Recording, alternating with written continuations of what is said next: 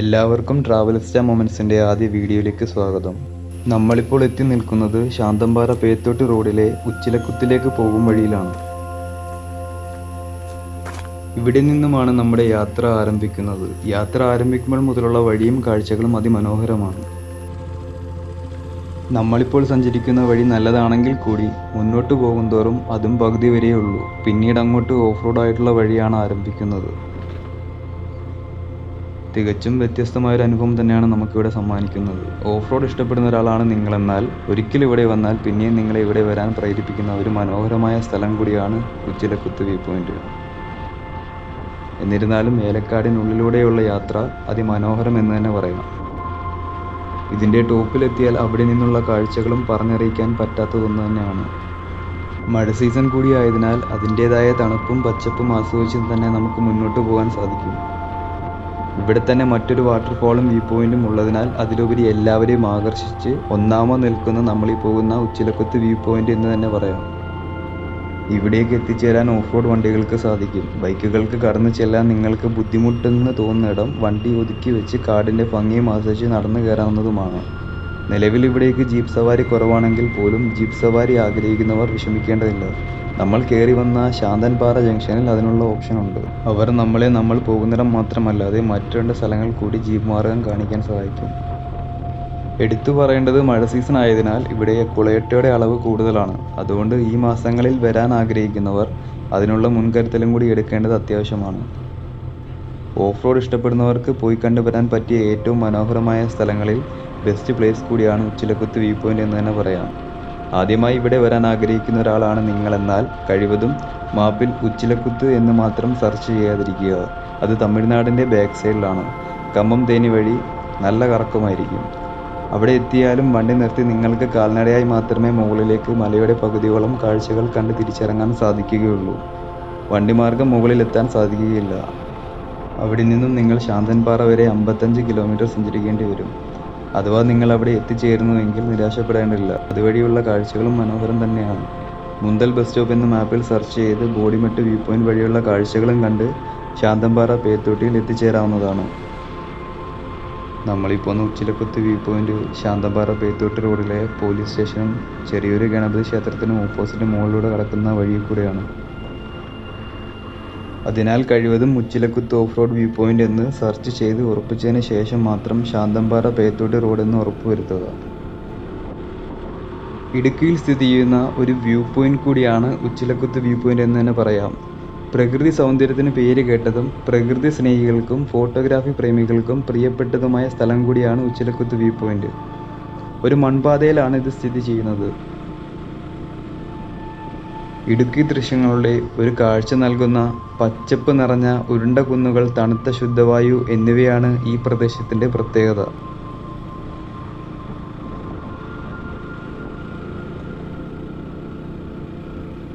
ഈ വഴിയും പരിസരവും നമ്മൾ ചെന്നെത്തുന്ന സ്ഥലവും അതിമനോഹരമായി തന്നെയാണ് കാണപ്പെടുന്നത്.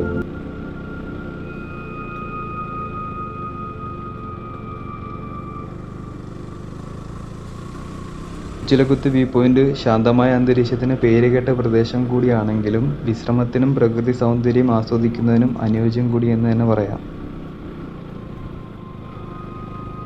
നമ്മളീ പോകുന്ന വഴിയിൽ കാണുന്ന കാഴ്ചകളാണെങ്കിലും മുകളിൽ ചെന്നെത്തി കാണുന്ന കാഴ്ചകളാണെങ്കിൽ കൂടിയും കുന്നുകൾ, വനങ്ങൾ, ഒരുപക്ഷെ ജലാശയങ്ങൾ എന്നിവയുൾപ്പെടെയുള്ള ചുറ്റുമുള്ള പ്രകൃതി ദൃശ്യങ്ങളുടെ വിശാലമായ കാഴ്ചകൾ ഉച്ചിലക്കുത്ത് വ്യൂ പോയിന്റ് പ്രദാനം ചെയ്യുന്നു. നമ്മൾ പോകുന്നിടം എലിഫന്റ് പ്രസൻസ് ഉള്ളിടം കൂടിയാണെങ്കിൽ പോലും ധൈര്യമായി പോയി വരാൻ പറ്റിയൊരു സ്ഥലം കൂടിയാണ് ഉച്ചിലക്കുത്ത് വ്യൂ പോയിന്റ്. ഇവിടെ നിന്നുമാണ് മഴ പെയ്ത് ചെളി നിറഞ്ഞ ഓഫ് റോഡ് വഴി ആരംഭിക്കുന്നത്.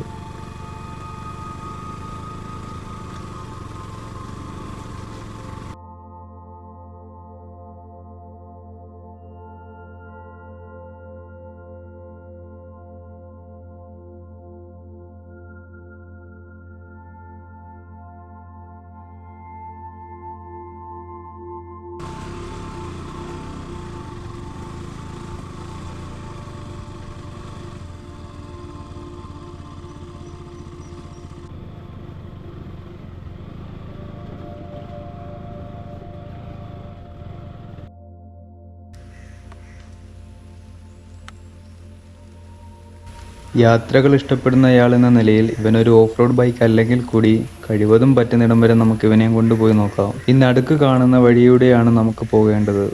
ഒന്ന് പറഞ്ഞാൽ വഴി അറിയാൻ അടയാളങ്ങളില്ലാത്തതിനാൽ മുൻപ് വന്നിട്ടുള്ളവർക്ക് എളുപ്പമായിരിക്കും. ആദ്യമായി വരുന്ന ഒരാളാണെങ്കിൽ വഴി കണ്ടുപിടിച്ച് തന്നെ മുന്നോട്ട് പോകേണ്ടി വരും.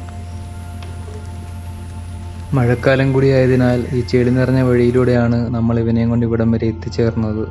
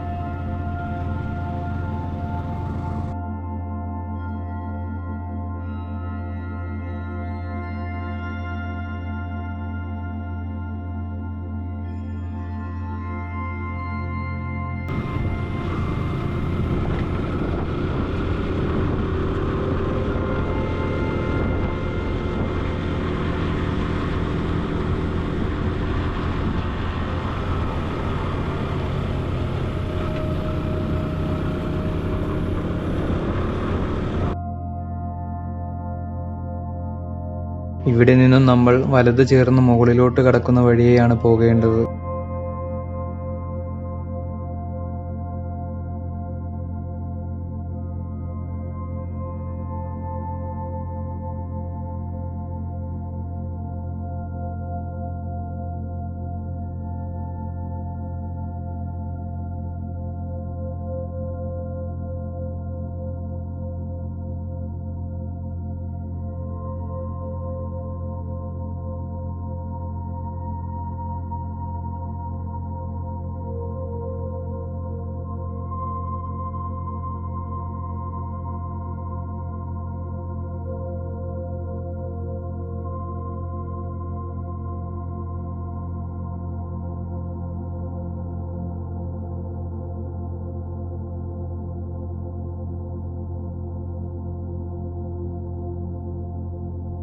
നമ്മളങ്ങനെ വ്യൂ പോയിന്റിന്റെ പകുതി വരെ എത്തിച്ചേർന്നു. ഇവനുമായി ഇനി മുന്നോട്ട് പോകാൻ കുറച്ച് ബുദ്ധിമുട്ടായിരിക്കും. അതുകൊണ്ട് ഇനി മുന്നോട്ട് നടന്നു പോകാമെന്ന് വിചാരിച്ചു.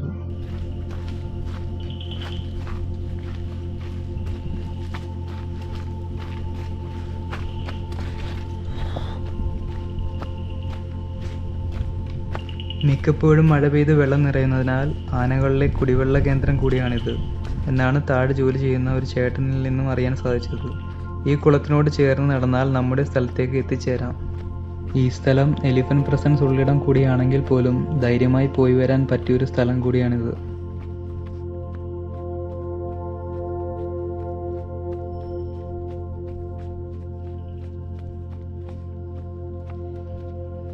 ഇവിടെ നിന്നും മുന്നിലോട്ട് നടക്കുമ്പോൾ ശരിക്കും ഒരു സ്വർഗവാതിലിലേക്ക് നടന്നു കയറുന്ന ഒരു ഫീൽ തന്നെയാണ് ഉണ്ടാകുന്നത്.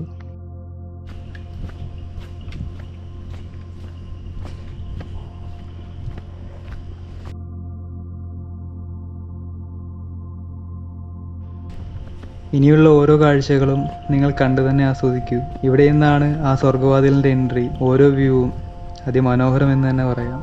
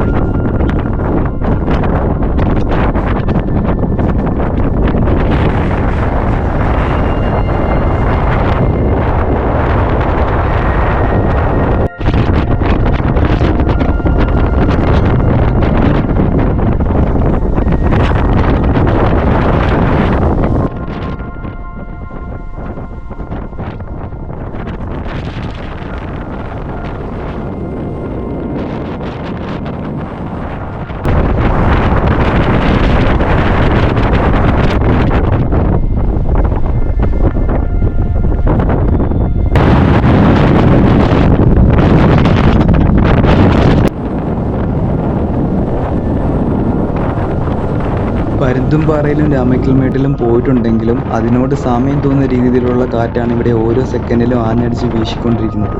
നമ്മുടെ രാമക്കൽമേടിനാണ് കാറ്റിൽ 1-ാം സ്ഥാനമെങ്കിലും ഇവിടെ നിൽക്കുമ്പോൾ അതൊന്നുമല്ല എന്ന് തോന്നിപ്പോകും. അത്രത്തോളം അതിശക്തമായ കാറ്റാണ് നമുക്ക് അനുഭവിച്ചറിയാൻ സാധിക്കുന്നത്.